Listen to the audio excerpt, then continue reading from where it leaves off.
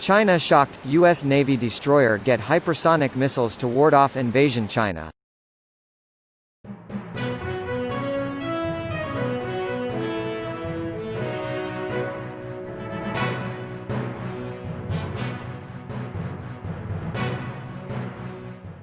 Portsmouth Naval Shipyard, Maine. The U.S. Navy plans to put hypersonic missiles on all Arleigh Burke-class destroyers, President Donald Trump's top national security official said Wednesday.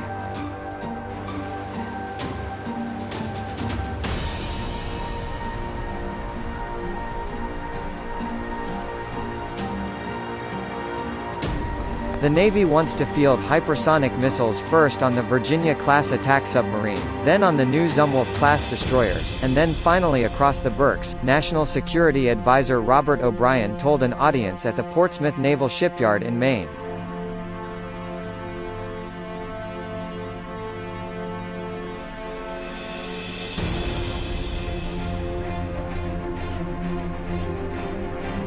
The Navy's Conventional Prompt Strike program will provide hypersonic missile capability to hold targets at risk from longer ranges, O'Brien said in prepared remarks.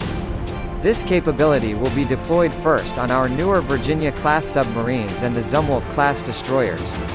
Eventually, all 3 flights of the Arleigh Burke-class destroyers will field this capability.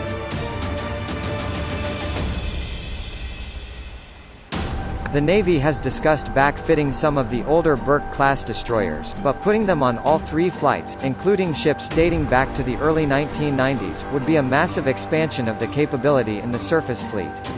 The current launchers are not large enough to accommodate the larger diameter missiles.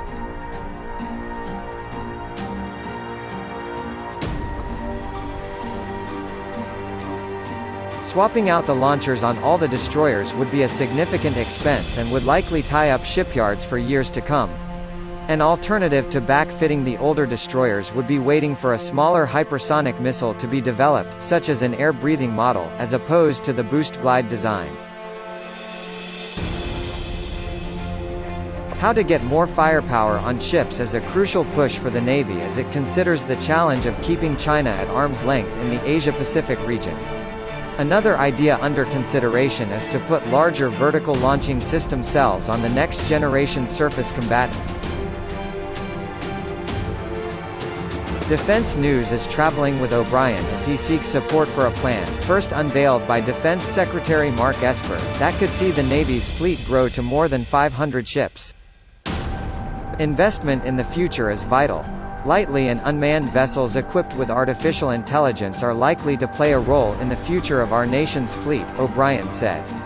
The same is true of the small amphibious ships necessary to move Marine Commandant General David Berger's Marine Littoral Regiments around the islands of the Indo-Pacific.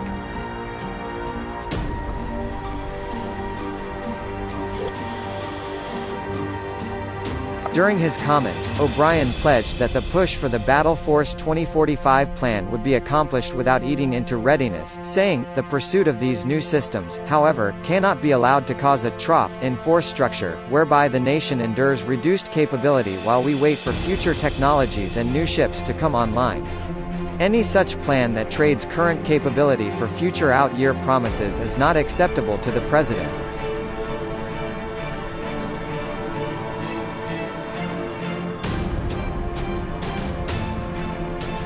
O'Brien's speech came the same day Forbes printed comments from Thomas Maudley, the former acting Navy Secretary, which threw skepticism at the Battle Force 2045 concept.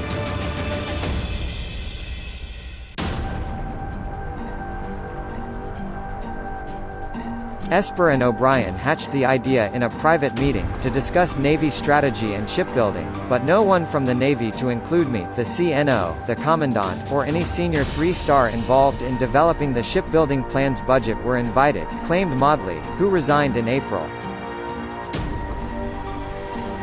"Math is a very stubborn thing," Maudley added.